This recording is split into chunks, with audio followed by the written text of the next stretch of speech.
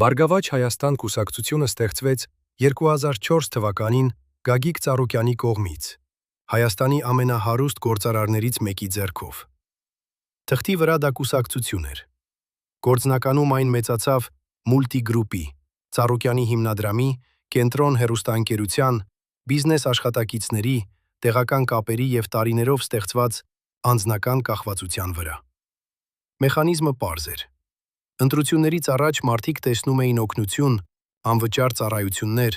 գյուղատնտեսական աջակցություն, ավտոբուսներ, միջոցառումներ, նվերներ և բարերարի կերպար։ Հետո գալիս էր քաղաքական խնդրանքը։ 2017-ի ընտրություններից հետո իրավապահները քննեցին այն,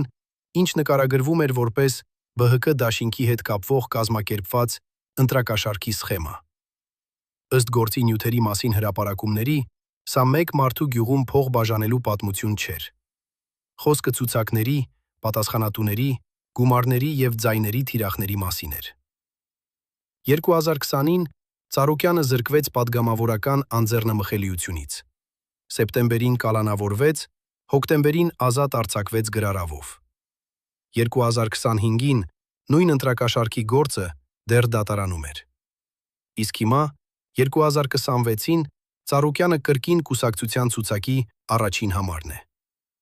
Ցուցանակի վրա գրված է քաղաքականություն։ Մեքենայի մեջ գրված է հովանավորչություն։ Ընտրության օրը հարցը պարզ է։ Հայաստանը քվեարկում է որպես քաղաքացի